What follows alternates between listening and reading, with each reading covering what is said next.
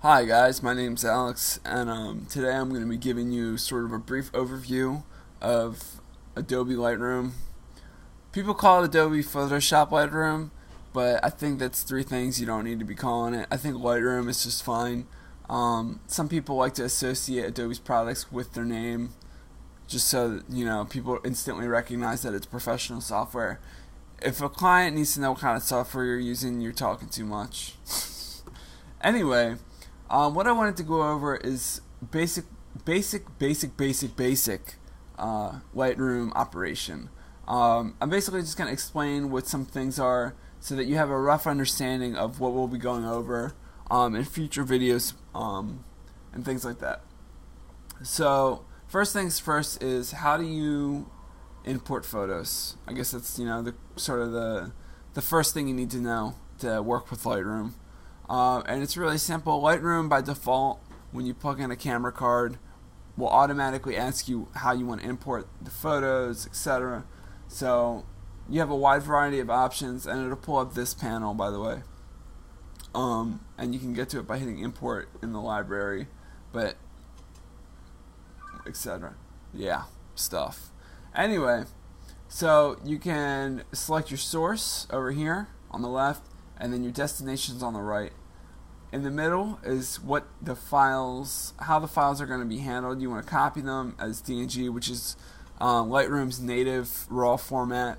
Do you want to just copy them and import them to Lightroom, which is faster on the import but slower on the processing and handling of files.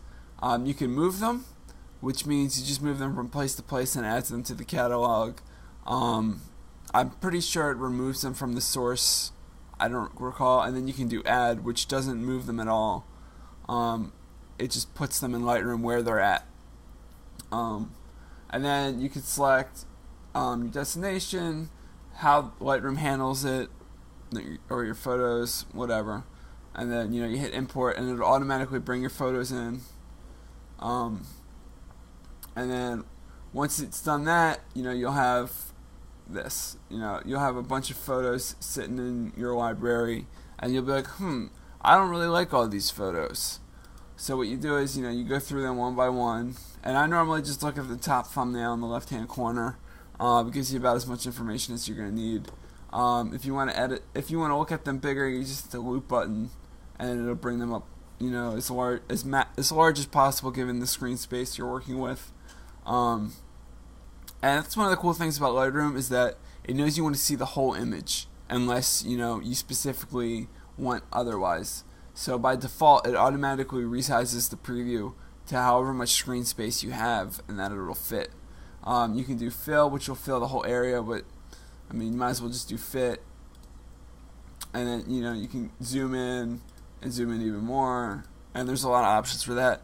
Or you can hide all the tabs and panels and stuff by holding shift and hitting tab. To be honest, this is fine right here. If you need more space, you must be working on a very small monitor. But anyway, so you go through your photos, and my process is to rate things 5 stars, and that gives me a visual selection as well as something that Lightroom can organize by. So once I have basically, you hit a photo, you like it, you hit 5, it adds 5 stars to it, and then you go from there. So I already have a selection made of these photos. And to filter things, but when you first install Lightroom, the filter menu is kind of hidden. If you go into the library module and you hit filter right here on the right hand corner, it expands to show you all of your options, stars, flags, and colors. I typically do 5 stars, and if I'm doing something for a client, anything that I want for my personal portfolio or for my blog or something, I will label with a red color label, and you do that by hitting 6. But anyway, click on the 5th star in the filter menu, and it'll automatically narrow down your selection, and then you're ready to develop your photos. Basically, it's camera raw in a nutshell. If you used Photoshop before, you'll know what you're doing in The only difference between Lightroom and Photoshop is that Lightroom is much faster altering the photo preview because it's not working directly on the photo. It's working on a rendered preview of the photo. And you have a lot of options, and probably the best thing aside from some of the visual aesthetics of the develop module, like cropping is much more intuitive and things like that, is that all your adjustments are on one scrolling panel, start to finish. And then, that's convenient because in Photoshop they're on tabs, which is just dumb and whatever. And then you can have presets of your develop settings, and you can apply them to individual photos, all your photos, whatever. It doesn't matter.